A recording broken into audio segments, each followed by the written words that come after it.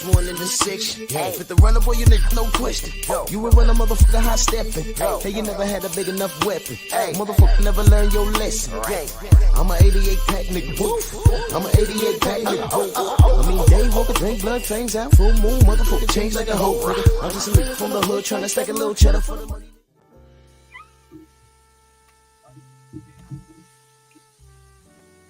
Yeah, buddy. Yeah, buddy. Lightweight. Lightweight, baby. Drew Titan Bronx on deck. Shout out to the mighty LDBC. And yeah, it's Sunday. See, we got in the building so far. Steve Elder Mac, Beezy, Shogun, Tywa, Johnny Q, Eric H, G McCall, D-Man Jr., Joseph Wiggins. Smash the like button, ladies and gentlemen. There's a lot I want to cover in a little bit of time. Sensei, what's good? Good evening, family. I've been working this afternoon, man, since I did my show this morning. Mm-hmm. I got my premieres all laid out for this week. I did them all a day. So, and that frees me up to do other stuff in between for the week. But I got my premieres out the way. I'm excited, man. And I guess you could say that I'm a little happy also because I've seen an increase, if you know what I mean. Yeah. That's always nice. That's always nice. Always nice. Yeah, man. Y'all smash the like button on the way in. We're gonna stretch out and talk some boxing. Let's get into it. First, let's talk about what we saw last night. You want to start with the Warrington situation? Man, listen, I had said when I was talking about it earlier, I think it was you. It was either you or Connor Loco, because you two brothers are the ones I talked to this week. Mm-hmm.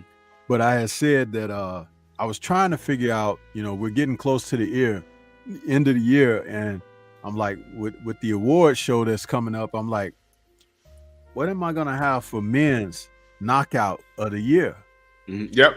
After watching this fight, last night, I'm like, man, Leigh Wood was like, hold my beer. You know what I'm saying? Yeah. Hey, man, and I spoke very well of him in the aftermath of that fight, and it's not even being against Josh Warrington. It's about the performance, because Leigh Wood has just a few fights ago, he was knocked out himself against Mauricio Lara, and he came back from that, and he beat that guy in a unanimous decision in a tough fight that was hard to stand up against the guy because the guy can crack, and he pulled that out. Then you look at his victory over Mike Conlon, and it's like he has slowly, quietly become a respectable champion.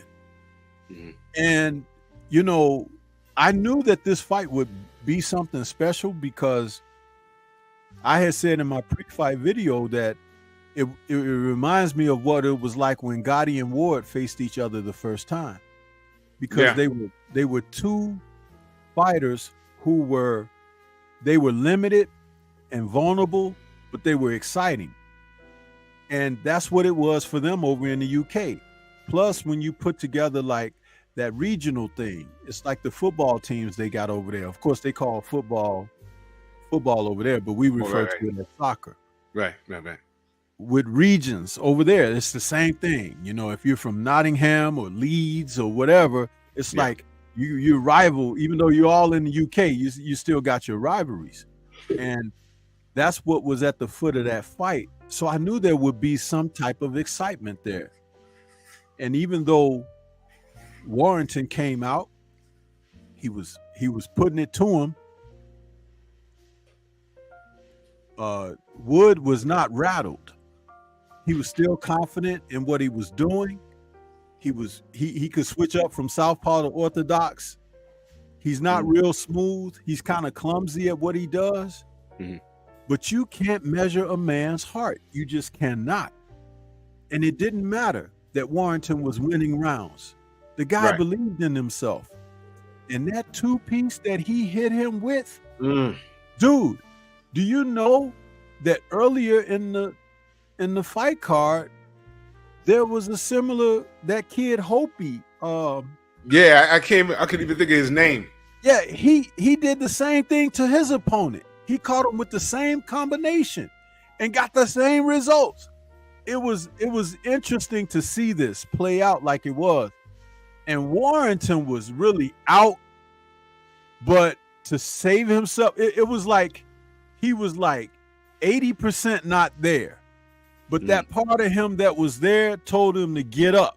Yeah. And he got up, but he started walking back to his corner like it was the end of the round or something. His bearings weren't there. And that's why the ref ended up waving the fight off.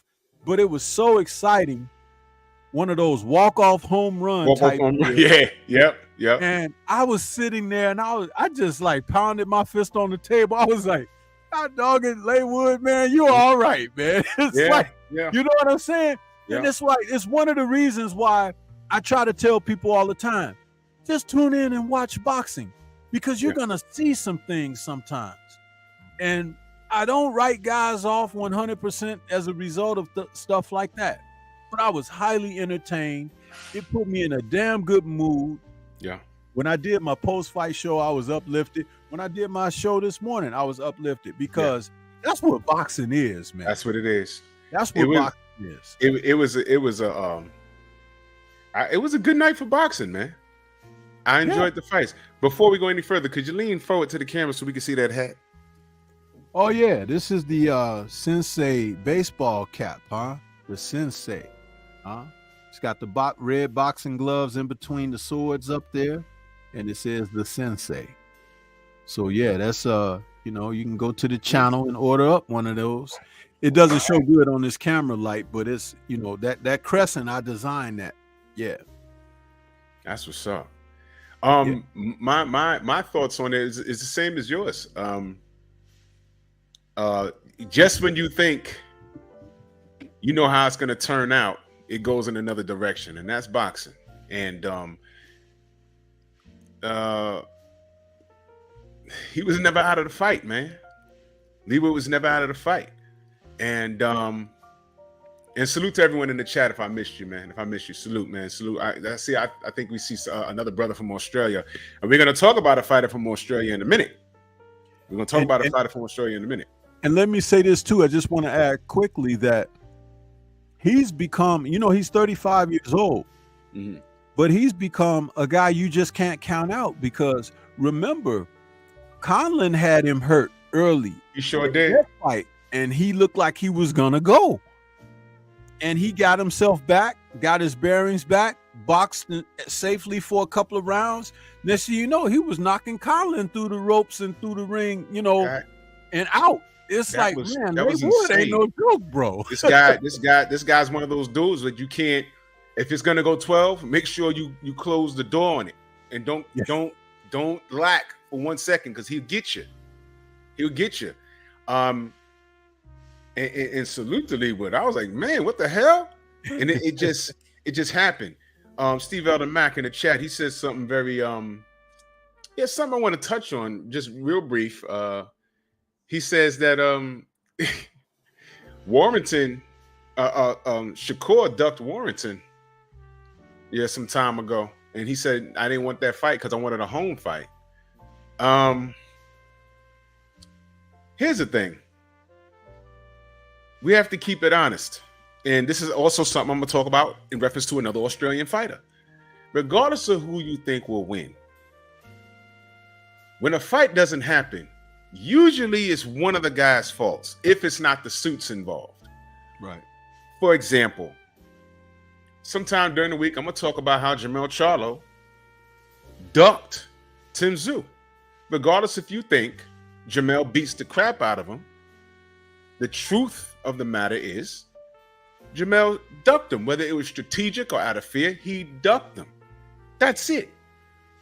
Tim wanted to fight. Jamel dared to be great, if you want to call it that, and fumbled the rock out of bounds.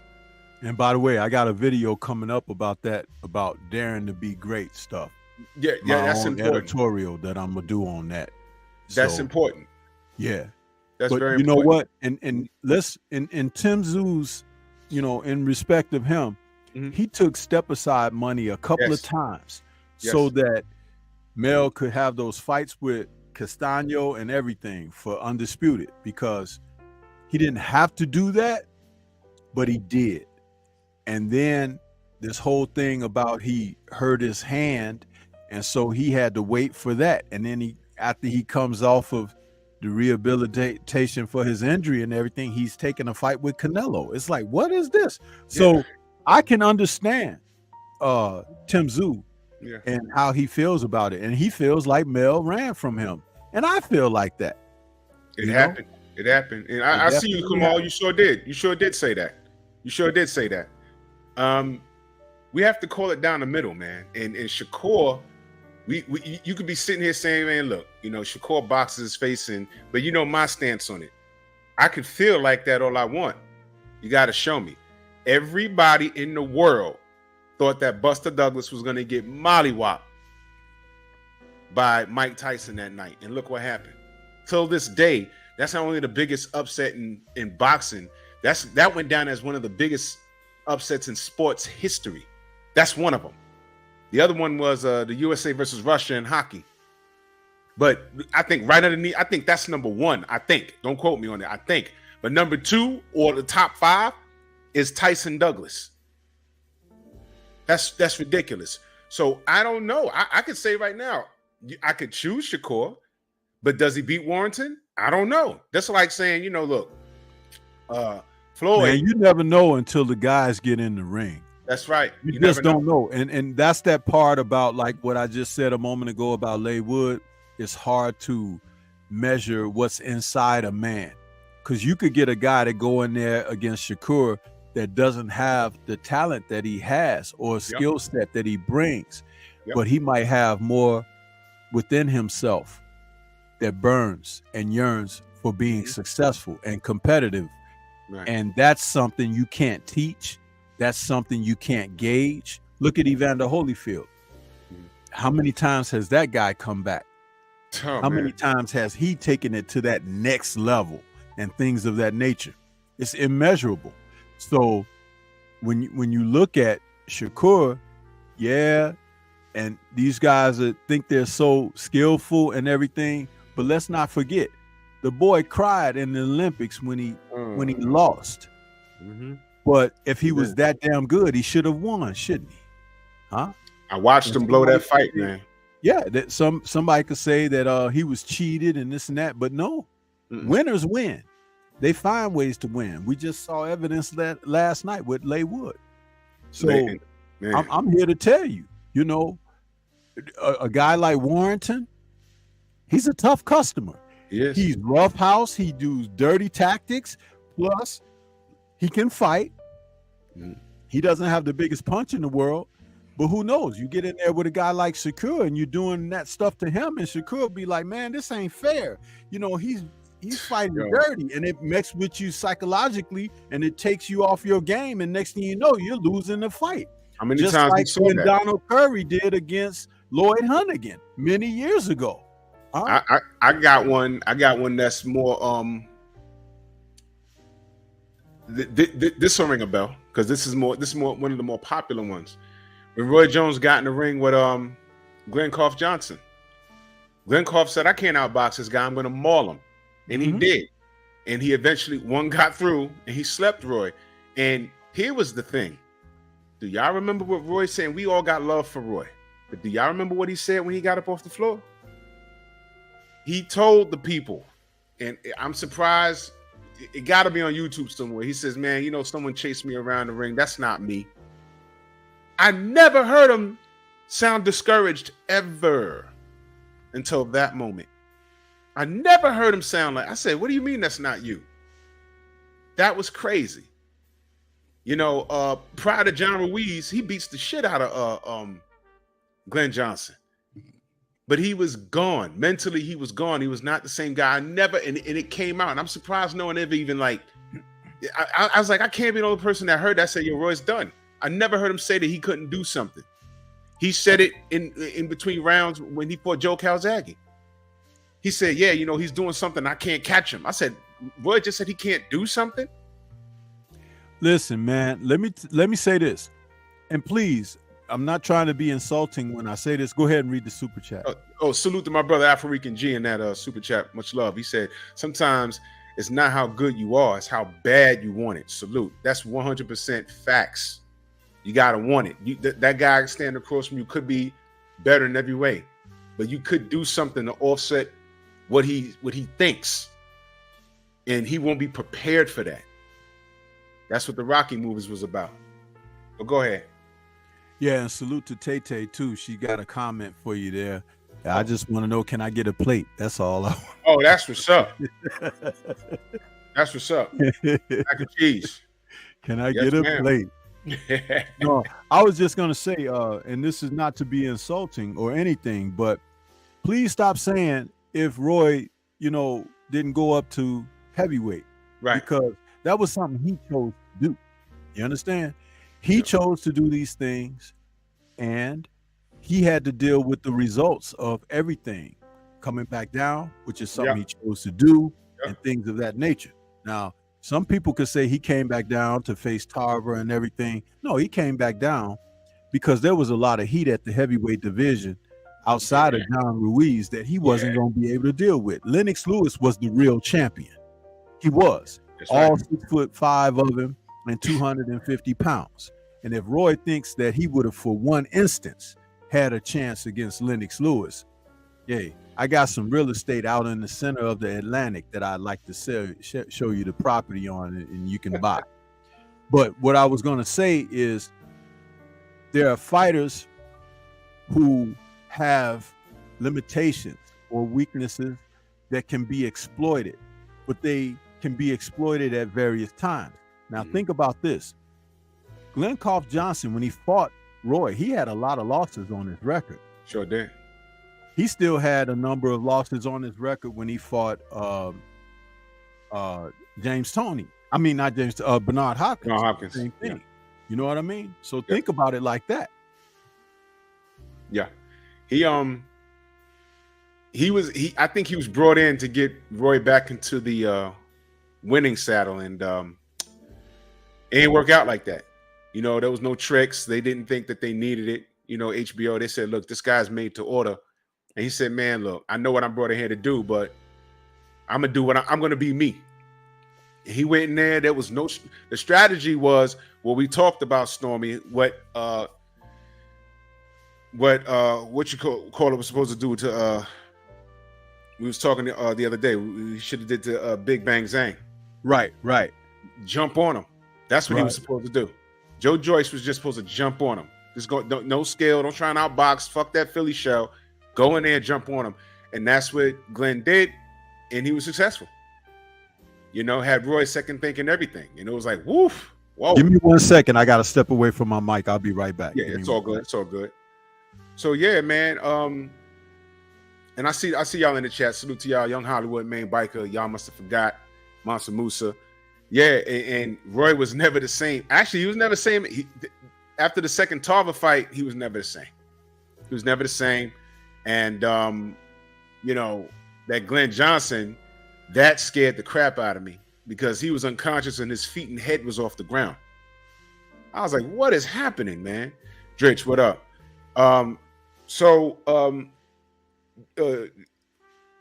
It makes you wonder with Shakur why he didn't come over across seas to fight Warrington. Now, y'all know how I feel. I don't like none of my American fighters going over to the UK. Y'all know why. But Errol did it against a high caliber opponent in Kell Brook. Who else did it? It escapes me right now. But Shakur, Devin went to Australia 2 times. So this is what I'm saying. This is why, we got a problem with Shakur. He's living this rock star life, and I'm not saying he doesn't have a high skill set, but now I want to see him against some real competition. And Frank Martin was that guy, but y'all should have paid the man.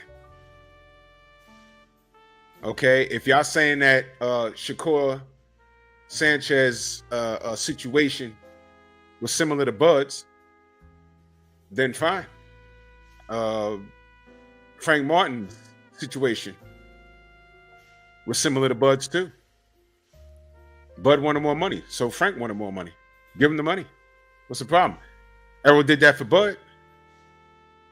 Why couldn't Shakur do that for Frank Martin? Uh-oh. Whoa! What?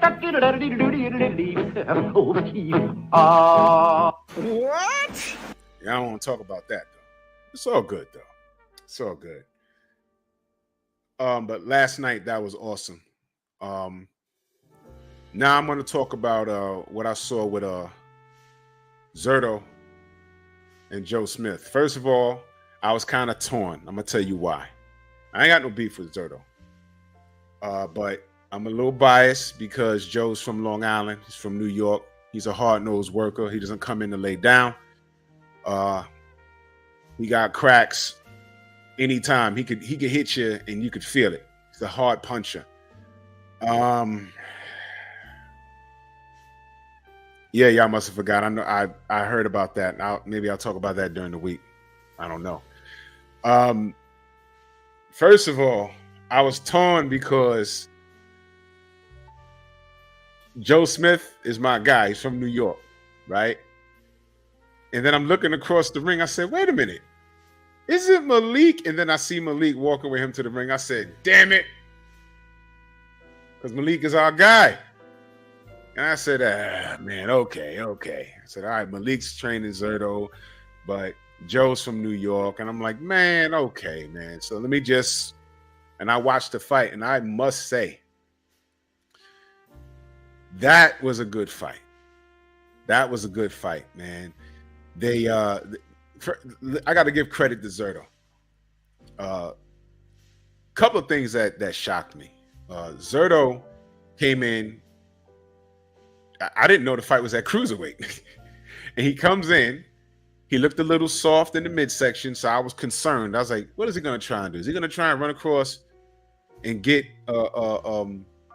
is he going to try and run across the ring and get Joe? And I said that might play into Joe's hands because Joe looked more in shape at cruiser. His midsection was a lot more slim. I could see the six-pack.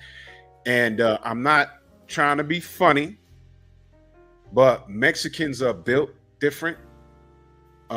They can appear to be chubby, but they'll be in shape. Mm-hmm. It's a little weird, you know what I'm saying? But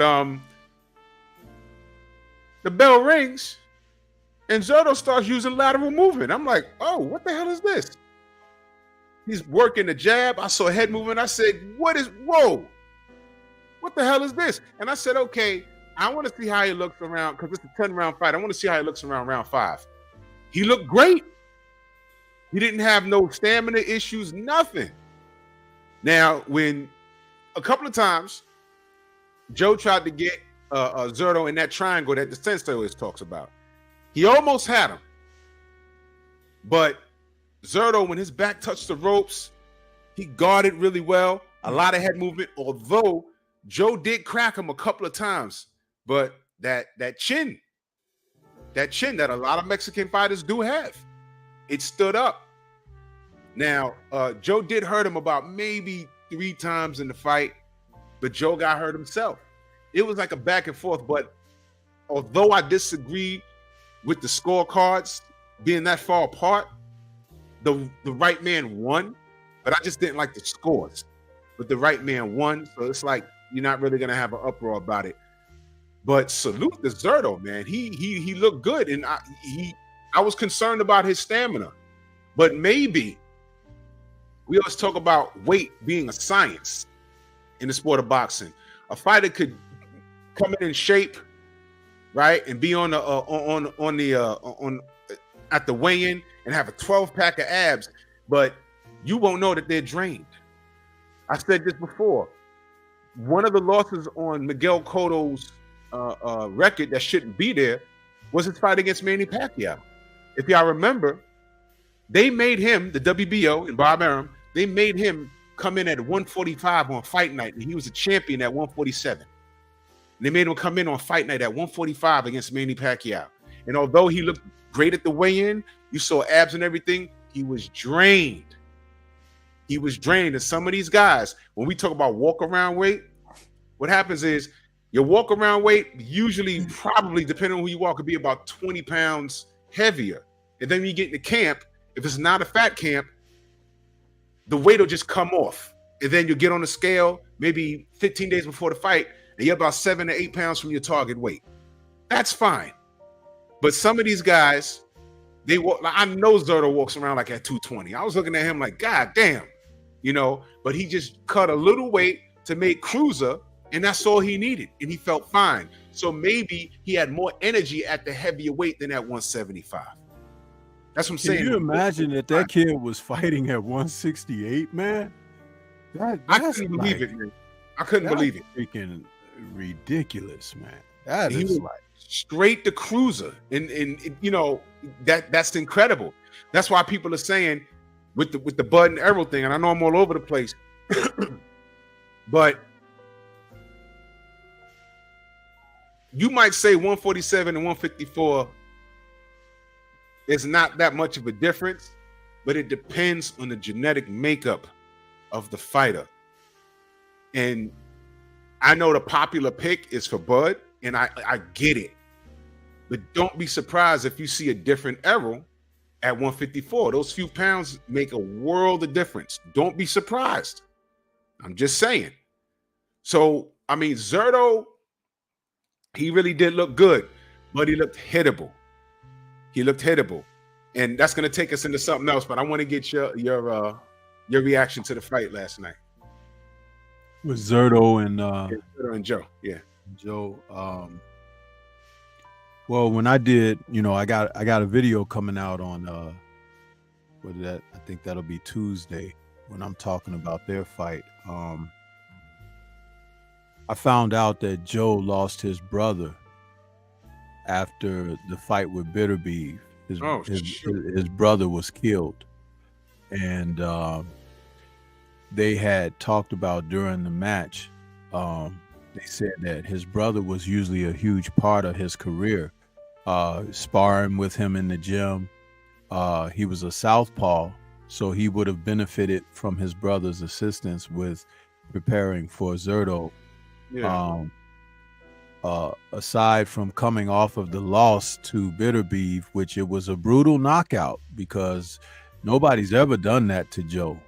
To me, it looked like Joe was a little off last night because he missed a lot of punches. He was whiffing shots that should have landed and should have, you know, scored with bad intentions because he was within range. It was just something about him that was off, and it could have been a lot of the psychological issues that he's dealing with over this past time since he lost that fight to Bitter Beef. Mm-hmm. And I believe after a loss like that, when a fighter does come back, they need to come back in a fight where you give them someone to build their confidence back against. You don't put him back in there with another world contender, because a lot of times they just may not be psychologically ready for that. And I think that that was the case last night. And I also think that that was the case why Zerto's people, remember, this is a Golden Boy promotion. That's why they took the fight. Golden Boy does not match their fighters against fierce competitors. They don't. They match guys who are kind of slipping a little bit, or a guy that's been off a long time, and you know, it's a typical MO. Joe fell into that last night. Now he may have needed the payday and everything. And remember, it was Zerto and the Golden Boy side that said, "Hey, we want the fight at 190." Well, I would believe that the catch weight was 192 because they both came in under 192. I think Joe was like 191.8 or 191.6, and the other guy was 191.8 or 0.6. One of them was 0.6, one was 0.8, but they were just under 192. And even though Joe said publicly, "Oh, I feel better at this weight and this and that," what do you expect him to say? You think him to say, "Oh, I don't really feel good about fighting"? Then you sound like a wuss. You know what I'm saying? But Joe, even though he was a big light heavyweight, seemed to fare very well at light heavyweight. He was one of Bivol's toughest challenges. You know what I'm saying? So it's like, if I'm looking at it with that critical eye, I saw things that were wrong on his side. Zerto had a table set for him, and Malik, if you didn't know, was working with him. Malik prepared him to fight the type of a fight that would be a distance fight. So everything seemed to line up for Zerto. And I just wish that Joe had some more time to grieve and deal with his personal issues and have had a fight where he had come back to the road of victory. Now, Bivol was Zerto's last fight, but it was a decision loss. And he didn't get beaten up by Bivol. He just got outclassed. Yeah. It's a different thing. You know what I'm saying? You can come back from a guy that outboxed you, but it's tougher to come back against after a guy has knocked your marbles out. You know what I mean? And that's what his MO is. So my assessment of what I was looking at was, yes, Zerto looked better than he did in his last fight. Yeah. But I also understand how the game is played and how things were laid up for him. And they took total full advantage of it. It's strategic. It was a strategic pick. Definitely strategic. But this is what I say about Zerto. Okay. See that guy, Blitz Spain? See that comment there? Yeah, that's not what we're saying. In what freaking fashion am I implying the fight was rigged? I just gave you a breakdown of how a fighter's psychology factors in heavy. The man was freaking knocked out in his last performance. Then his brother was murdered.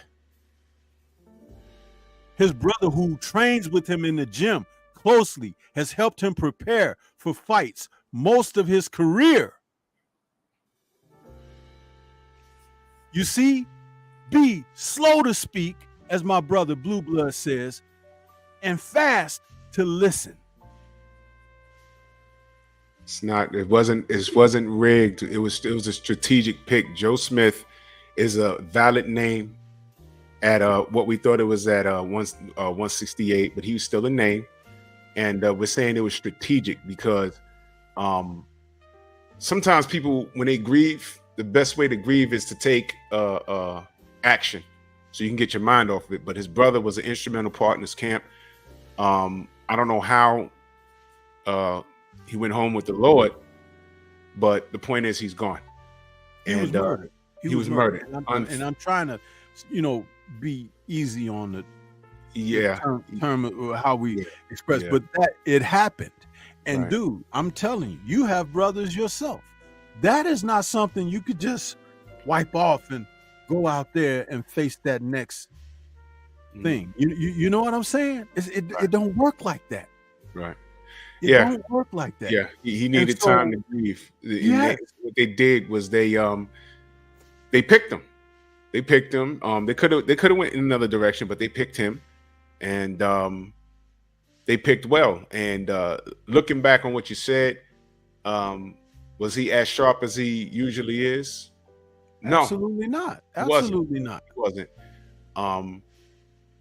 He was in the fight, but not looking back now after you said it, I've seen him have better performances.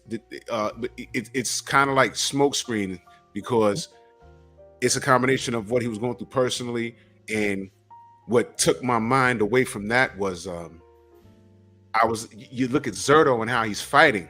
It's like, ooh, That's a little different. It's And different, and that wasn't the Zerto that he was expecting to face. That's He right. he was That's expecting the guy to be in front of him and everything. right. Now, right, when he right. fought Bivol, he knew Bivol was a mover and such like that. So you prepare a different way. Nobody knew that Malik was working with this kid until we got to the fight. I didn't see him. Malik ain't even talked about it, has he? He hasn't. He hasn't. Talked about it, and I forgot. and everything. I forgot until the ring walk. Yeah. I said, "Oh shit, Malik is there." I said, "Man!" And then the bell rings, and he's lateral movement and dancing around me. I said, "What the hell is this?" That's what I said. I said, "What is this?" And I watched and watched. What I was going to say before I was rudely interrupted there, I was going to say Zerto's problem is not going to be how he fights in the ring. Zerto's problems are going to be outside the ring. You gotta be careful. And his lack of discipline, even with Malik working with him, is going to show its head. A leopard does not change its spots. This young man has ability, but don't forget, he said out of his mouth that he was going to, against Bivol, avenge Alvarez's loss, right? He sure did. He said that. And he got in there and got embarrassed. Mm-hmm. Bivol beat him worse than he beat Alvarez. So when you look at it psychologically, he's already been in trouble with the law. He's been arrested. He drinks, okay?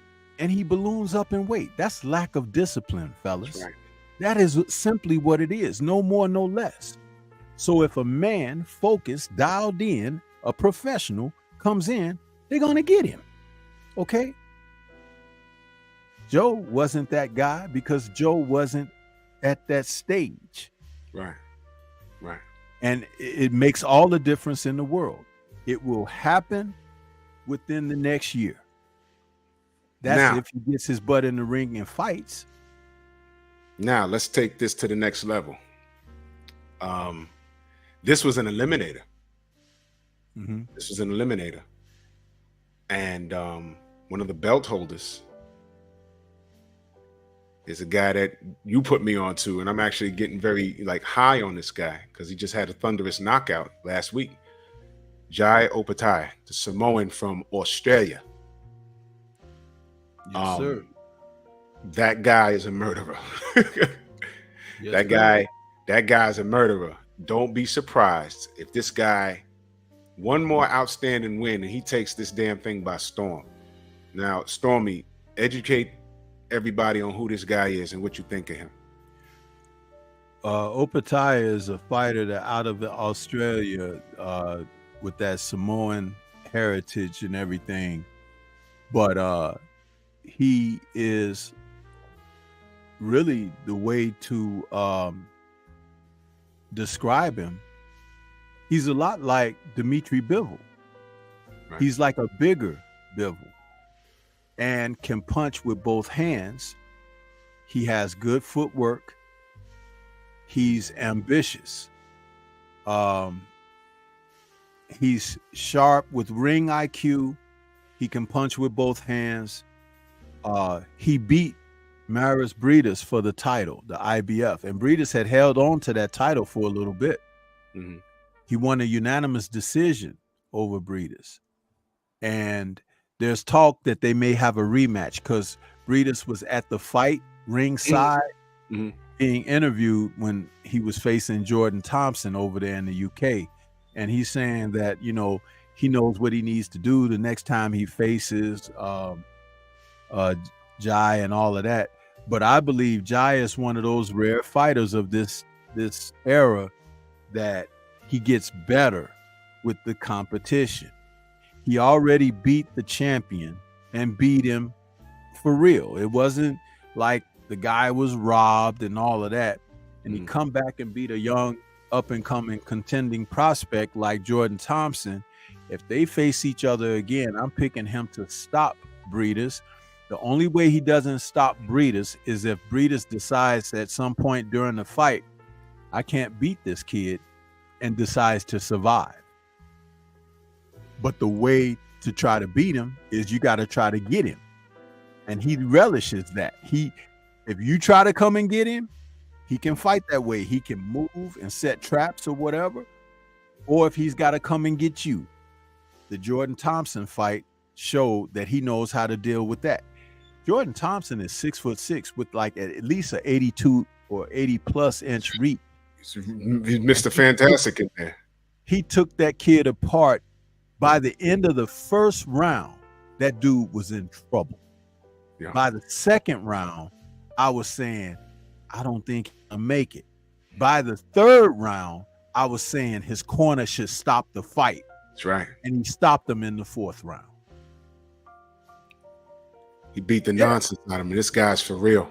He's for real. And see, that's what happens with men like that. They fly under the radar because you say, oh, another Samoan guy and this and that. But, you know, it's like the one Samoan that we remember was David Tua, right? And we know that how he was, but those guys like Junior Fa and Joseph Parker and some of the others, they have all kind of like not measured up to what Tua had put on.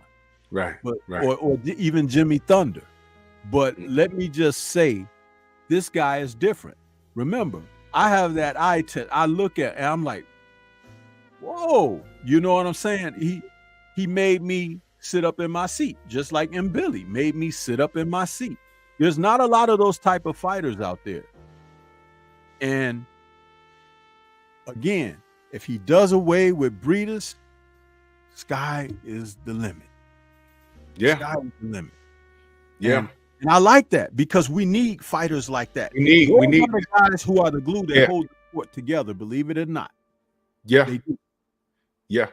We need this guy. And listen, if y'all never seen this guy fight, go back and watch what he did just last week. And that was no mistake. Mathematically, I looked at the stare down at the weigh-in, and I'm like, this guy's gonna try and pepper him with a jab, set him up with a right hand. And Jai understood. He knew what the mission was. Seek and destroy. Close the distance. I ain't gonna play with your jab. I ain't gonna try and outbox you. I'm gonna make you fight, and you're gonna have to prove to me what you're made of. And Thompson did not pass the test, man. He beat the shit out of him, man. He busted him up. His nose was busted up. His face was it's like when you see stuff like that, it's like, you know what? It's different. You know what I mean? It's just different.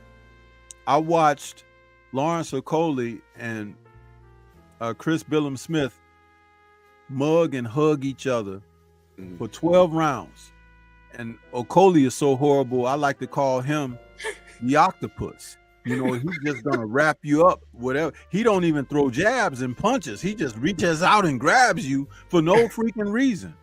And what's worse about the fight with he and Billum Smith was those guys were stablemates for a few years. So they were very familiar with one another.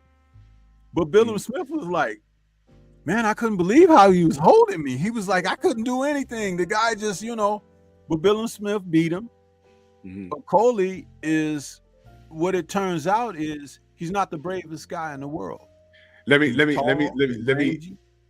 address our good brother Cali. Cali says Ty is nice, but he can't beat Canelo. He leaves himself open for counters, but he will go for it. I think he's willing to go out on the shield. Let me tell you, Cali, I got to disagree with you.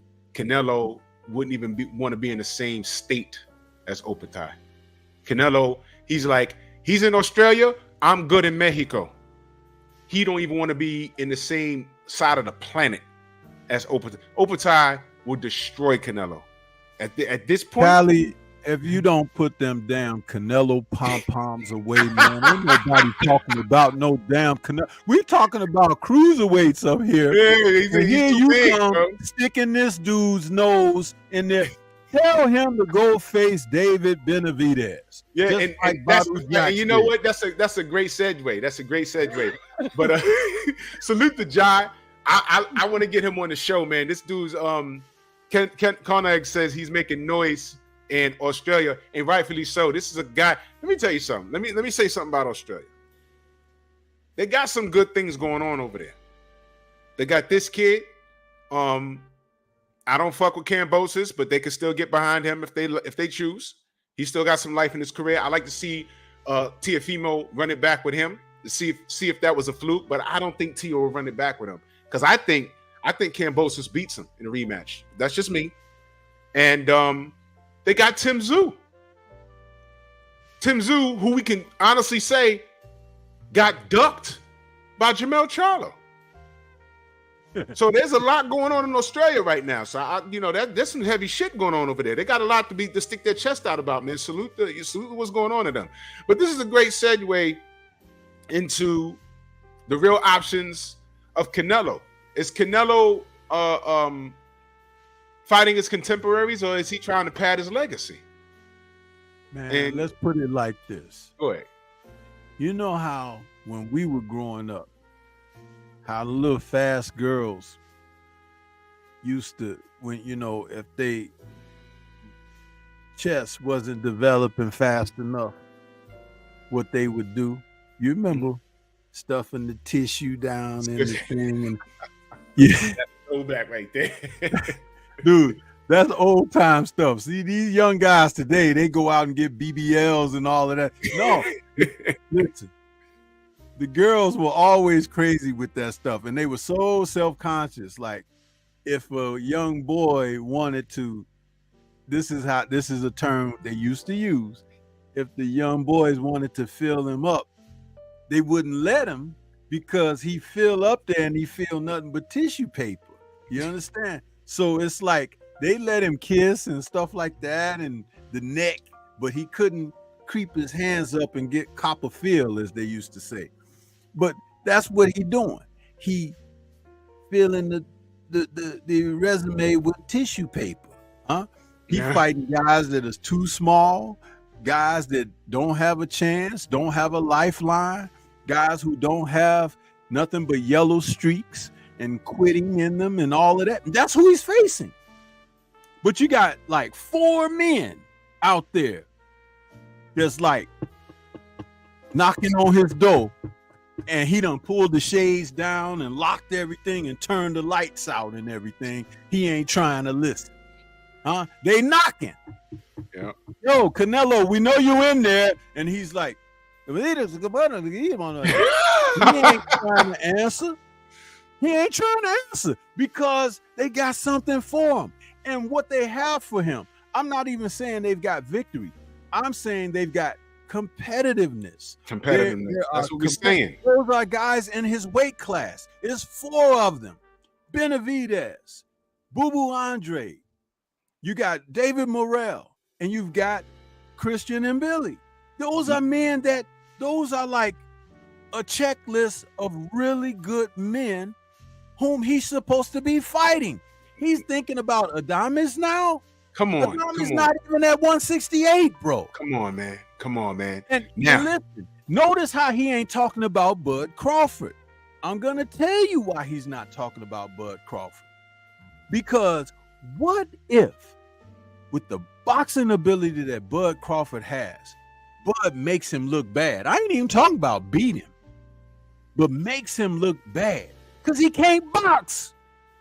Canelo can't box, man. Didn't Floyd tell you, man, he was easy? He did. He made it look easy. Yeah. So when we talk about this, it's like Earl, he was willing to fight Earl. Remember? He was willing. But do you know why? Because Earl be right there in front of you. That's right. And that's his maid of order. And Earl's a smaller man. Mm-hmm. So yeah, he'll take that. But it's time for us to wake up and smell the reality of what's really going on here. There's guys with the wagons circling right now, and he's sending up smoke signals to Mauricio Suleiman. Can you help me? Can you help me out of this? Huh? That's not a lie. How long has David Benavidez been the #1 contender? So long that now Christian and Billy is the #1 contender for some freaking reason. How did that happen? Mandatory. He got the belt that Benavidez got stripped of on the scales. It's been over 2 years, almost 3 years. The man deserves the right to fight for the belt that he lost. He didn't lose it in the ring. Who deserves it more, Benavidez or Adames? Come on, this is not even in the weight class. That's what I'm saying. And you see, again, Canelo fans, I know y'all watching. Is this hate, or are we asking a legitimate question? How are you going to say to us that Benavidez don't deserve a shot, and then now they're throwing around Adames, and then y'all want this Bud fight? But let me tell you something. I don't want it because, in my personal opinion, I don't think Bud will win because of the weight difference. Bud will have to. I don't want it tomorrow. Maybe if it's around 2 years from now and Bud goes up, maybe. But there's things I want Bud to do first. Because Canelo's not a priority as far as Bud's legacy is concerned. Okay? There's things that Canelo needs to do. That's why I made this. Look at this picture, man. I put Bud there on purpose, but Andrade and Benavidez is locking horns next month, this month. So he can get the winner of those two guys. You got Skull over there, and you got Morrell over there. And then I even bother putting Christian and Billy there. Y'all know there's work to be done. But Canelo is he's taking these name fights, and the money's there. Like he told us, the money's there. And everyone wants a payday. I know that. The money's there. How about doing something to make us turn our heads? I gave him full respect for the Caleb Plant fight. Okay? But here's the truth. He didn't come over to the PBC the first time. Jamal Charlo sounded good. Errol Spence sounded good, proud of him being undefeated before the Bud situation. But what stopped him was Benavidez was a part of that deal. That stopped him. So he came here now. When they did the presser out here, I wanted to ask him, who are the three fights? Mel is one. That, but the guys were much more active 3 years ago. These guys are so inactive presently that, I think out of all of who we're talking about, Boo Boo might have had more fights over this recent duration. It's between him and Benavidez. And Boo Boo is so dangerous because, let me put it to you like this. Ain't nobody put this together, but I'll put it to you because, I'll be watching and I pay attention to these things. Boo Boo can do everything to create the nightmare for Canelo that Lara did. There you go. Along with the prospect of possibly knocking his ass out. Because Boo Boo can punch. He can. And he got this thing about him where he doesn't always fight the same way. Some days he'll come out and pick and probe and move around and box a dude. And then when he goes out there like he did in that fight against that British guy, he jumped on that dude from the first round and was beating, banging him up. He got him up out of there. That was crazy. So Boo Boo is dangerous, bro. And it stinks. So when you when you think about it, old boy with the silky PJs don't want no Boo Boo on him. You understand? Yeah. Yeah. I mean, look, man. This isn't hatred. We're just asking why. Now, if you're an unconditional Canelo Man fan and you're good with him fighting the Liam Callums of the world and Adames, y'all are happy because that name just came up 48 hours ago. Adames, yeah, Adames. I'm like, wait a minute. And check this out. You remember he told Boo Boo at this press conference after he won that fight, "Oh, you fight nobody. You fight nobody, right?" Okay, who the hell has Adames fought? Not a goddamn person. And you see, Stormy, those are the things no one's paying attention to. You see what you just said? You see that? Mm-hmm. That right there. If you want to go to middleweight, how about going for Janibek, who appears to be the man who is the guy to beat at that weight class, huh? Once again, avoiding the best guy at the division. Once again, Janibek is the man at 160. But you're going to look way past him. No, that guy in the back. The guy in the back there sitting down. I want him. That's how they operate. Ladies and gentlemen, if the PBC gives you Adames versus Canelo, y'all should be outraged. You can't, you know what? Don't even call yourself a Canelo fan. No, I'll call you a fanatic. Finish it. Not a fan, a fanatic. Because I'm not having that. To me, that is just as irrelevant as Bud saying, yo, my next opponent is an Arrow. Well, who is it? I'm fighting fucking anybody at 140. No, at 135. I'm fighting Tank. Yeah, I likened it to what if Bud would have called up Haney. Not even Tank. That's bad. I'm sorry. Not Tank. What if Bud would have called up Haney after beating Spence, right? And said, come on, you undisputed at 135. I'm undisputed at 147. Let's get it on. People would have been outraged, wouldn't they? You think they talk bad about Bud now? What they would have been saying if Bud would have called out Haney because he was undisputed. Didn't Canelo do the same thing by calling out Jamil? Bro, what if Bud said, yo, I'm fighting Lomachenko next? Some of you motherfuckers be like, oh, that's a dope fight. Loma's getting paid, and you know, Bud sees the value in Loma. And I'd be like, wait a minute. What? Y'all don't know Loma's gonna get his ass killed? Or are y'all just celebrating his pockets that y'all have no access to? I mean, stupid shit. This is stupid. Adames, y'all, and there's no shade to him. But again, the same argument that he used for Benavidez, it's a worse argument for Adames, because Adames hasn't done anything close to what Benavidez has done. Benavidez now can say, I beat up Caleb Plant. Canelo fans say, oh, we stopped them. All right, cool, listen. Always say, all the names we mentioned at 168, I need you guys to listen carefully. Pay attention to detail. We're not even saying that Canelo don't beat those guys.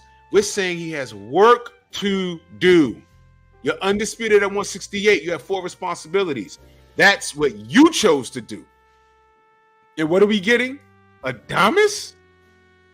Are you kidding me? You're not getting Skull, who's in position. You're not getting Mbili. You're not giving us Benavidez. You're not giving us Morrell. Adames? And y'all gonna eat this up? You got to be kidding me. You can't call yourself a supporter of the sport or a supporter of this guy when you're allowing him to do this. All we're asking him to do is what? His job. It's the same thing that we said with Floyd Mayweather. All right, bro. He never wanted to be undisputed. He never did that. Keith Thurman was there. He didn't do it. Everyone said, he'd have beat Keith. I think so, but I still wanted to see it. I wanted to see it. Go get Kell Brook. He's up. His popularity kept him away from them, and the fan base was so strong, there was no real demand to see the fight. But he gave you Andre Berto, and then he gave you Conor McGregor. This is the bullshit. That Conor McGregor fight counted. You're going to tell me Conor McGregor deserved the Floyd fight over Keith Thurman at that time? You're going to tell me that? It's called accountability, ladies and gentlemen. Come on, man. Stop this nonsense. Listen, let me help you out. Just look at this. Listen to the names and think about the position. His last 9 fights, going back with just last week, you got Jermell Charlo, John Ryder, Gennady Golovkin, Dimitri Bivol, Caleb Plant, Billy Joe Saunders, Anvil Yildirim, Callum Smith, and Sergey Kovalev. Okay? Now, out of all of those guys, only one was a real 168-pound fighter, and that was Caleb Plant. Yep. Now, Gennady Golovkin, who is 43,000 years old, because he ages like a dog. For every year that he hasn't fought, that's about 10 years of boxing career. You retired?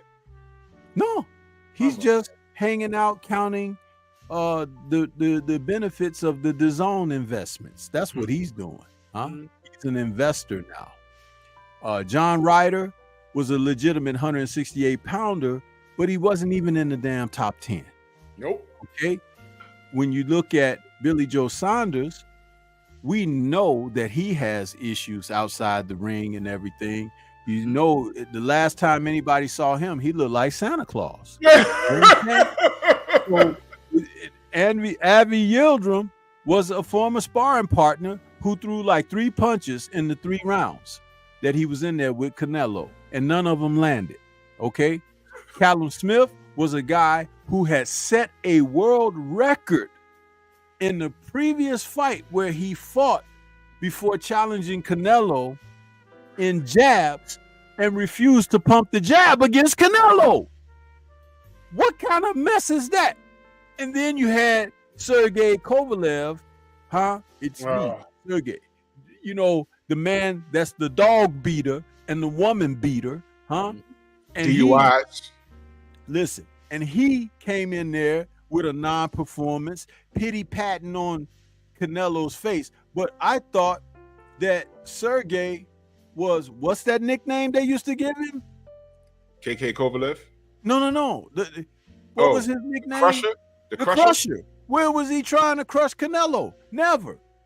But the one guy who crushed Canelo, Dmitry Bivol, and told him, we could do the rematch at your weight.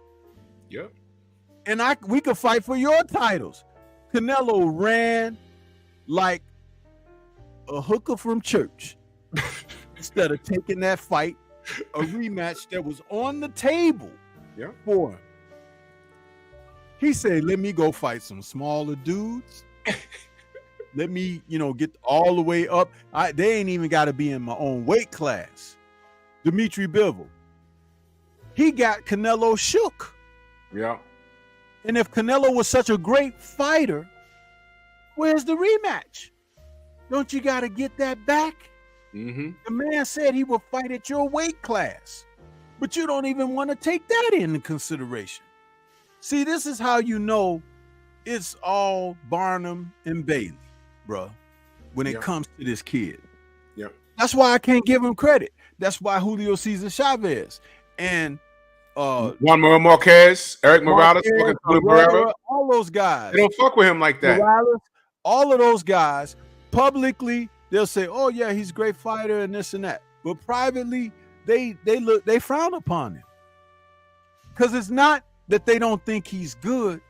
They think that he's avoiding the type of opposition that can grant greatness if you take it on. It's not about necessarily winning. It's about facing. That's right. See, Oscar fought a lot of guys that people, by the time it was said and done, Oscar fought some good fighters in his career. He did. And he won a lot of the fights. He did. You know what I'm saying? So it's like you can't hang that label on him. Now, what he does outside the ring and all of that, listen, his boxing career, Oscar was a stand-up great fighter. But Canelo doesn't even measure up, man. No. The fights that when Floyd had a close fight against somebody and he said, y'all think that was close? He was like, look, give him to me again. Maidana. Huh?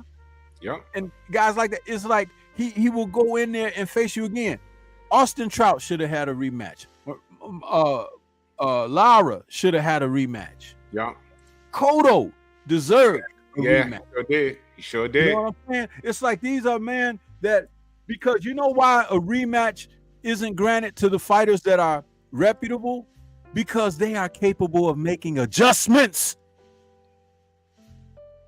And he can't make adjustments. He fights one way.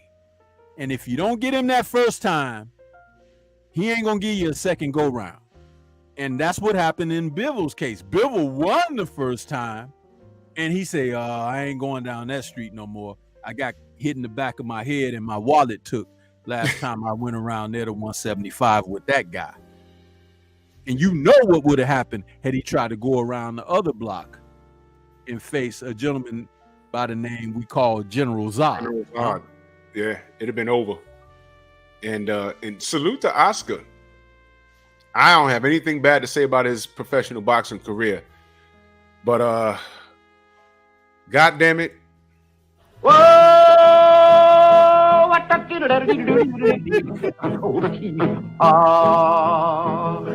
that's kind of pretty before it gets started, ain't it?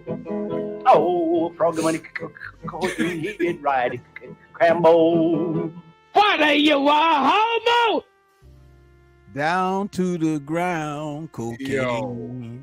Cocaine. That dude, that's a video. He was talking around Garcia, and that was his eyes, man. I said, yo, what the hell's wrong with him? It was on Instagram. I said, yo, what's wrong with his yo? But I know that look. I know that look. I know that look too. That look is what make me shook, and I be getting away from there when I see that look. That's crazy. The fuck? Hold on. Man. Look at that.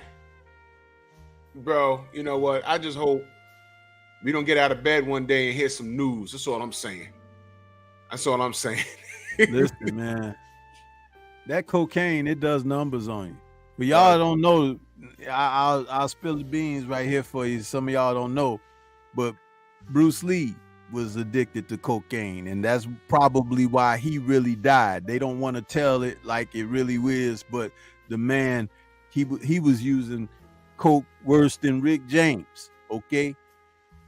And you saw how little he was, so he ain't even had no muscle body fat to absorb the How much did he weigh when he passed? Like 120 something pounds, maybe like 126.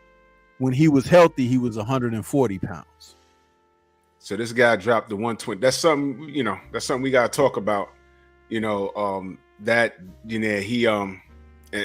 I know y'all don't want to, because it's, I know people that call him Big Master, but he was a workaholic, and that stuff. I listen.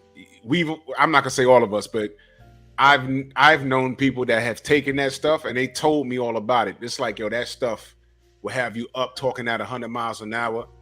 And one person I knew in particular, I was like, yo, you mean to tell me that time you wouldn't shut the fuck up and you was talking at she sounded like Chip Fu. Y'all remember the Fu Shenanigans?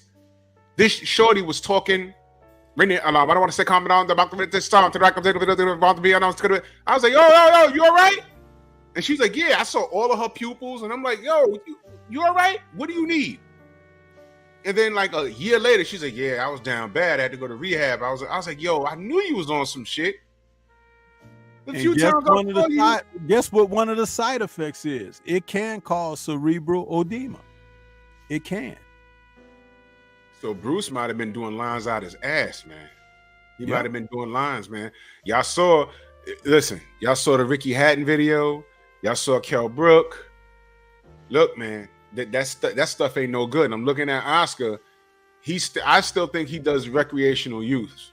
Look at this guy's face, man. I don't want to take the show in that direction, but look at that. That's not normal. That's not a picture.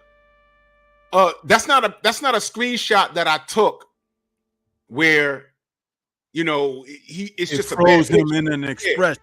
Yeah, he was that way during the whole video. Yeah, the whole video he was looking like that. Matter of fact, guess who else you see look like that? Tyson Fury. Bro, you already know, man. Let me see if I can find, because Boxing Ego uploaded that. Let me see if I can find it. Because that was incredible. Let me see. Did I save it? I may have saved it. Because that was incredible. I was like, hold on, what's wrong with this dude? And and shout out to Dimitri Bivol. I don't know what's going on, but allegedly his wife said that he kicked her ass. Hey man, he Russian, bro. They don't be playing with their women, man. They be checking them. Yeah, check left hook. But if he did do something to it, it ain't the first time. She just got tired of it, I guess. Yeah. Let me see. Because what you gotta do is when somebody show you something like that, you got to get away from them. She been there the whole time. He Yeah, told her, she- come here. She's like, what do you want? He's like, did you see Canelo don't want to fight me no more? Did you see? Did you see? Did you see? Whoop, whoop. Oh, I found it. That was Found all it. spoken in Russian, of course. There it is. Look. Look at that. Hey man, you got something on you? You got something? Bro. You got something on you? Huh? Yeah, you do? Yo. Nah, man. Nah. I'm not.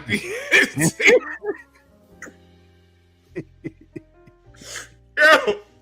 My friends. Giannis, yo. Remember that song by Ice-T? It was on the Cop Killer album. Dude was like, you wanna get high? Nah, dude, look at this. Yo, nah, bro. You know what? It was like, yeah. Hi, how you doing, man? Huh? You got something? Oh my gosh, this is hilarious. I don't want to. Yo, man, look. It's a shame. It's a shame, man. Yeah, look, man. I hope Oscar's okay, man. That's ridiculous, man. He's not okay, bro. That's ridiculous. He's not okay. He's not okay. Not. But you know what? Like he said, his people are good. They gave him back his wallet, but they won't take him to rehab. Ain't that something? Yeah, but getting back to this Canelo situation. All we want, and listen, if you don't know, to the Canelo haters, because I know when this uploads, there's gonna be a lot of people coming over saying, "Oh, I'm just hating on Canelo, whatever," and maybe I am. I don't care. But here's the deal, man. You're talking to a reformed Canelo supporter. I used to be knee deep in Facebook groups defending Canelo. Okay? But it's to the point where you can't defend what he's doing. At this point, for me to defend him, it would just be if your only argument is he's the face of boxing because he makes this much money, and that's not even accurate. If that's your only line of defense, don't even bother typing in my chat, man. Don't even bother. Because y'all can't even look. Tank just debunked that shit. That shit is over. What are the numbers here? 70 what you do? 650, 700,000. I don't even believe that number. No, man, that's an inflated number like a mug, man. He ain't did that much because people don't like Charlo like that. You right. They don't. You right. They don't. They don't. Nobody. Listen, man. Listen. There's an old Public Enemy song. It's called "Don't Believe the Hype." There you All go. right. Do not believe the hype. Stop it, man. Canelo is trying to pad his legacy. And we caught you, dude. Matter of fact, one of my first videos I ever did on my channel was him padding his legacy. No microphone or nothing. I was talking to my phone. He's padding his legacy, man. And we caught you, dude. But it's just that you have these weird ass fans. But to you weird ass fans, let me let you know something. Talk that shit to Juan Manuel Marquez or Barrera or Eric Morales or Julio Cesar Chavez Sr. All right? Go talk that shit to them. Don't even bring it to. Check this out, man. Since you mentioned don't believe the hype. Do these lyrics sound like Canelo or not? Check it out. Back. Caught you looking for the same thing. It's a new thing. Check out this. I bring the roll below the level. Because I'm living low next to the base. Come on, turn up the radio. Listen, man. Claiming I'm a criminal. Now they wonder how. Some people never know. Never know. The song, bro. I know it. Dude, that's Canelo. That's him. Seriously. Oh, my God. That's him. The lyrics fit what he doing. Oh my God! If YouTube didn't blast you for music, We I could would play do that every on him Canelo- and put his picture up there and be like, just play that shit in the background. don't Believe that. don't. Matter of fact, Now here's what I want y'all to do for for me. me, don't believe the hype lyrics. Yo, listen. Y'all think we listen? Back. Caught you looking for the same thing. It's a new thing. Check out this. I bring the roll below the level because I'm living low next to the bass. Come on, turn up the radio. They claim that I'm a criminal. By now they wonder how. Some people never know. The enemy could be their friend guardian. I'm not a hooligan. I rock the party in, clear all the madness. I'm not a racist. Teach the all, because some they never had this. Number one. Not born to run about the gun. I wasn't licensed to have one. The minute they see me, fear me. I'm the epitome of public enemy. Use, abuse, I'm not clues to refuse, to blow a fuse. They even had it on the news. Yep. Come on now. That's him. That's Canelo. Them lyrics apply to him so much, man. It's like it's right there in your face. In your freaking face. Yo, listen. If y'all, Xavier, that shit is disgusting. y'all could ride the Canelo. Listen, if you want to support Canelo by way of tribalism, be my guest. But say that's what it is. Say that's what it is. Don't tell me you're rooting for Canelo and you're keeping it boxing. Don't do that. Because I will challenge you every time. And you will lose. Because I can see his resume. Everybody he fought, other than Caleb Plant, everyone he fought, he could have fought somebody else. He could have fought any one of these guys right here. With the exception there you go. In fact, I think he got that same damn thumbnail hanging in the damn offices where his promoters are and telling him, these are the guys we don't want. These are the guys we don't want. You know that board that Bob Arum talks about? Yep. Canelo got a board like that. Yep. In red. No Andrade. Charlos used to be on there. No Andrade, no Benavidez, no David Morrell. No, and see, he's only getting older. Because what do we know about rankings? People come up. Christian and Billy, no one was thinking about him just last year. Now look. William Skull, who's that? Now look. And there's somebody down there 20 levels down that's probably will kick everyone's ass. We just ain't seen him yet. But Drew and chat, check this out. Check this out, though. So now he ain't looking at Crawford because Crawford might bring him some problems he don't want. And like I said before, that doesn't mean Crawford beats him, but Crawford could make him look bad in a way that Mel could never. But check this out. He's looking at Adames now. But fucking Janibek is the man. Janibek. That's like Arthur Beterbiev at 175 is the man. But you was looking at Bivol. What? I'm looking at the rankings right now. Why is he looking at? Let me tell you how stupid shit is. Janibek. All right, WBO, right? Guess who's a title holder in the WBA? Who's that? Irislandi Lara. Yeah, he's had that for a while. He's had that belt for a while. I've forgotten which belt he had, but he ain't doing that.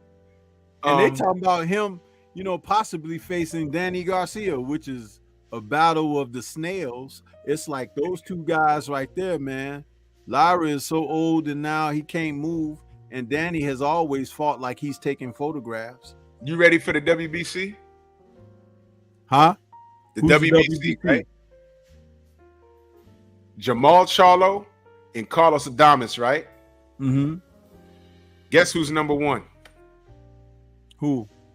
Gennady Golovkin. This nigga think he getting the fourth fight, man. And then guess who's number three? Chris Eubank Jr. I'm not even gonna Merriman Nursultov. No, that don't make no money. Chris Eubank is a money fight. Gennady Golovkin, don't you dare. Chris Eubank could be a money fight if Canelo took the fight in the UK. Which he really do. Yeah, he could really make a killing over there fighting Eubank. So that's probably more probable than even Adames. Oh my God. If this motherfucker would get, anybody but a 168 pounder that's ranked in the top 5. Bro, 168 right. I'm sorry. 168 is so goddamn lit. WBA, he has a mandatory in David Morrell. All right. Number 1 is Demetrius Andrade, but he's tied up with Benavidez. All right. WBC, Benavidez, but he's tied up with Andrade. All right. Number 1 ranked is Christian Mbili. But guess who's number 2? Who I see him hijacking and going to fight that guy in Mexico, Jaime Munguia. He'll go from I don't want to fight Mexicans to let's go make a payday in Mexico. And leaving Billy and Andrade and Skull and Morrell and Benavidez standing right there. I'm telling you, take the fight. He's turned down so many title shots. I don't even know if they really want to fight for a title. They want to make money, but even against Canelo, I think Munguia gets killed. If Deverenchenko could do what he did to Munguia, I know Canelo could take his head off. So it's like Deverenchenko is a problem that a lot of fighters ain't want. That might be a fighter that Canelo picked to fight. Against Deverenchenko. And Munguia, he's been looking for a career-defining fight for like 4 years now. He wanted that Gennady Golovkin smoke for a long time. Yeah. This is crazy, man. This is fucking incredible. But look at how he's screwing up other divisions of boxing. He done piddled around at 175. He tried to make a fight at 190 at cruiser. He done messed up 154, and now he's dabbling, messing around with 160. It's like this man single-handedly is screwing up the sport of boxing and the championship fights by messing with title, the title holders and guys who are the top contenders for titles. He's at least 4 divisions he's mucking over, bro. It won't fight the guys in his own damn division. What kind of foolishness is that? I mean, look, man. Canelo fans, y'all, I would say y'all have to answer for this, but y'all are okay with all of this. Y'all are really okay with all this, aren't y'all? This is like, y'all are disgusting, bro. Y'all are really disgusting for this. Putting up with it. Y'all made this sport on the Canelos. Canelo don't own the sport. But y'all are making this so horrible. Y'all are making this so horrible. It's disgusting because you know why? You're not holding this guy accountable at all. Y'all are cool with this. Y'all are cool with what he's doing. That's why I can't support his moves, man. Y'all ain't even saying Bivol's name. Because Bivol don't play that shit, man. He didn't get the memo. He didn't get the memo. He don't speak English too well. What did CC call him? Belle Biv Bivol? That's what she would call him. She was calling him Belle Biv Bivol.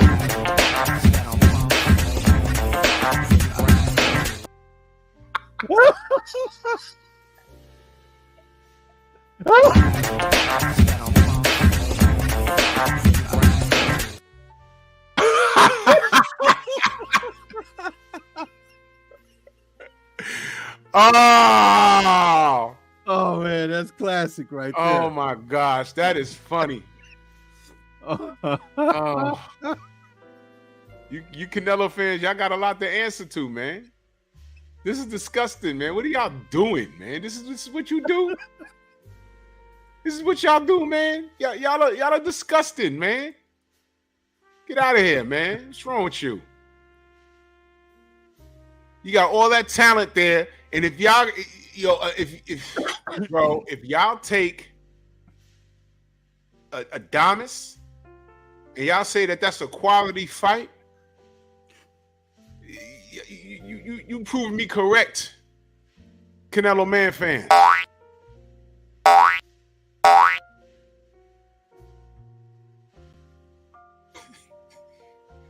You nasty motherfuckers. You guys are disgusting, man. You putting up with this? Listen, I come from a time where if I rooted for a fighter, I wanted him to clear out whatever division he was in to leave no doubt that he was the best in that division. You motherfuckers party. Oh, he only has to fight one halfway important guy at a weight class and he's the best. Then he can go up and fight one important guy and he's the best. Then go back down and he's the best. Shut up, man. Stop this. Stop this. He's the best. Run it back. Run it back with Bivol. Go up. You want to be great? Go fight Beterbiev. Go fight Beterbiev. See what happened to you. See, stop acting like y'all don't think Canelo. You think Canelo could beat the world? Show me, man. Show me. He did not go to. He thought. Listen. Bivol looked bad in the fight before Canelo. Beterbiev got the WBC. That was an easy fight to make. Stormy called, I think you spoke to John Scully. I know I texted him. And he said, we ain't getting nothing. They reached out to Canelo. He said, we didn't get anything in return. Y'all know why. Go to Beterbiev's fucking Instagram. He's twirling a 45-pound bench press ball like a goddamn baton. He's doing push-ups the Bruce Lee style on his fingers. That man's not a fucking joke. And if Canelo dared to be great and he went up there and did that and beat Beterbiev, I'd give him full credit. But I say, yo, he goes up there, that'll be the first time you see Canelo get beat down. All of that playing on the ropes he do, I promise you he wouldn't be doing that to Beterbiev. That guy's different. If you want to apply different to a fighter, it's him. And the fact that he's not marketed in our face like some fighters, that's the crime. The guy has, 19 fights, all knockouts and stoppages?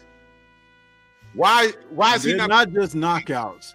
They're brutal knockouts. They're brutal knockouts. Brutal knockouts. Brutal knockouts. Trust me. Listen, watch this, y'all. I think Anthony Yarde beats the shit out of Canelo. He's a bigger and faster fighter, and I think he's stronger. He's a bigger guy. Beterbiev went up in there and stopped all of that shit. And Anthony Yarde is pretty damn good. But the way, look, Beterbiev is one of those guys where he'll hit you and he'll hurt a guy, and it's like, that shit landed? That didn't make no sense. It didn't make sense. He went and fought what he thought was a wounded animal. And Bivol got in his chest and beat the nonsense out of him. Beterbiev stops Canelo in about 6 rounds. He don't have the legs to deal with it. Don't believe the hype. The man offered to go down to his weight class and fight for his titles. Yep. He didn't even want to fight for his own titles again in a rematch. He was like, I can make 168, he says.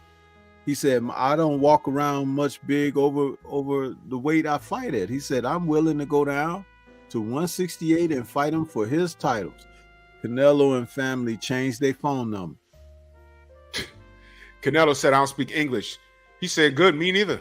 Speak Russian. Stop acting like y'all can't afford interpreters. Y'all know what time it is. Canelo's not as advertised. Stop acting like this guy can beat the world. Floyd Mayweather stood in front of that man and Canelo didn't touch him. Now, the Bud situation. I'm not comfortable with that fight right now because I don't think Bud will win.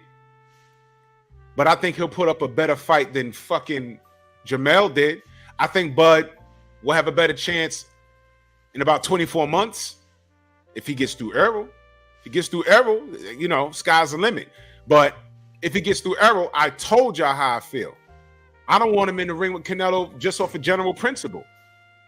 The man said all these guys should fight each other and I'll fight the winner of all of them. Well, fine. All of these guys should fight each other and freeze his punk ass out. Freeze him out. Fuck him. Mister, I don't want to fight Mexicans. So what? You fight black fighters and Cuban fighters and white Europeans? That's what you're saying? What the fuck? What does that even mean? Shut up, man. Shut up. That's stupid. That was a dumbass statement. But some Canelo Man fans agreed with that. Y'all agree with that bullshit. It's bullshit. So yeah, fight each other and freeze them out. Get out of here with that. So if Bud is in the position, I told y'all, I would rather Bud fight Jamel, pick up those belts, right? Get a hold of Tim Tszyu, see what you could do there. And if Bud could be undisputed at 154, he can go to the Hall of Fame right now. Undisputed at 140, 147, 154.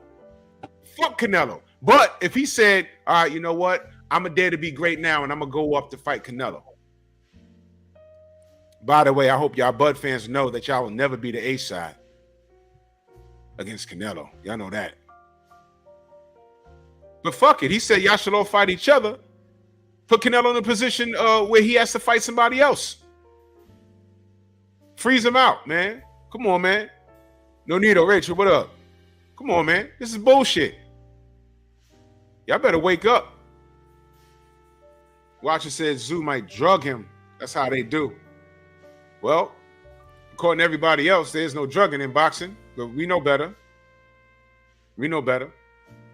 But, you know, Jamel, please, man. Look, listen, y'all. Canelo's trying to pad his legacy. This Adamas shit is ridiculous. And if Canelo Man fans are cool with this, be convinced that they don't know a mother skunting thing about boxing. It's all tribalism. But if it's tribalism, don't ask me why I'm rooting for black fighters. Shut up. Shut up. Better be is nowhere near black. But if you get in the ring with him, I hope he knocks you. I mean, I hope Bivol knocks you on top of your head so hard, he'll knock your shit into your chest cavity. You look like a turtle. Imagine that shit. He punched Canelo on top of his head. His shit going and shit like that. Be swinging in the ring with no head. Oh, shit. Where's Canelo's head? It's in his chest. Fuck out of here, man. Stop. It's ridiculous. Y'all making boxing unfun. Stupid shit. Fuck, man. Speaking of Janibek, he's fighting Saturday, this coming Saturday on ESPN. Who's he fighting? Some dude, it's a setup fight for him. It's this guy, he's 21-0 with one draw. Vincenzo Gualtieri. Don't know who this guy is. You know. Is he he's not even ranked, bro. Wait, hold on, let me see. Vincenzo Gualtieri. Fagan Butts? Huh? Vincent Fagan Butts? Yeah. Some dude named Butts on Vincent Fagan Butts? Gualtieri. It's an Italian guy. He's not even oh man. All right. He's dead. Yeah, he's dead on arrival. Yeah. He's dead. On arrival. You can get that check. Hey man, Shane Mosley Jr. is ranked. Y'all want to do that? Unfucking believable. Yo, in the WBC, number 8, number 9, Liam Smith and Liam Williams. I'm telling you, that name Liam in the UK is like Johnson for black people over here. The clones of Liam. This is incredible. Man. Clones of Liam. The clones of Liam. Also Man. on that card is what's his name? That kid from Keyshawn Davis from Buzz Camp. Okay. Because that's an ESPN card. Yeah, I got my eye on him, you know. I want to see how his hair is doing because Rick Glasser don't like his hair. Let's see what his He's hair is fighting doing. some dude named Nahir Albright, who happens to be 16-2. He's got like 7 KOs. Yeah, we'll see what's doing. I'm not going live tomorrow morning. I have a doctor's appointment. You know, it's that time of the year. You know, I got to make sure everything's working. Stormy, let them know where they can find you, good brother. And everybody can find me right here on YouTube. Stormy B Man is the channel. That's Stormy B Man, all caps, but no cap. And we got some good stuff happening on the channel. There's growth, there's expansion, and there's very good video content. Churning it out like slot machine. No doubt. And no live tomorrow morning, y'all. No live tomorrow morning, but tomorrow night, I'm excited. Nerds on Culture. Yeah. Nerds on Culture returns tomorrow night. And we will be covering an old television classic called The $6 Million Man. Lee Majors, Colonel Steve Austin. Woo! Yeah. Oh, man, I can't wait for that. 8 p.m. Central, 9 p.m. Eastern. Do not miss that. And then after that, the Painful Excellence podcast tomorrow night. Y'all make sure y'all go over there and subscribe to Pep Talk.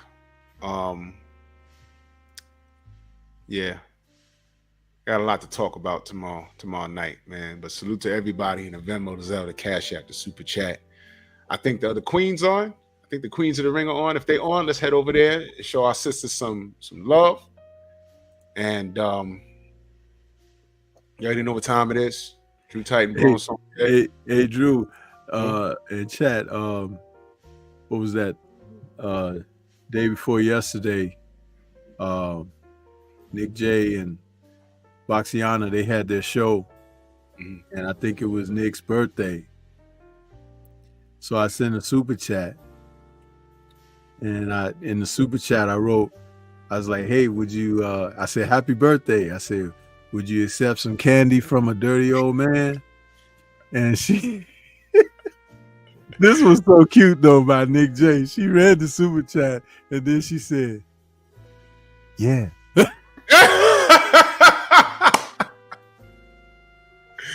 Oh man, that's funny.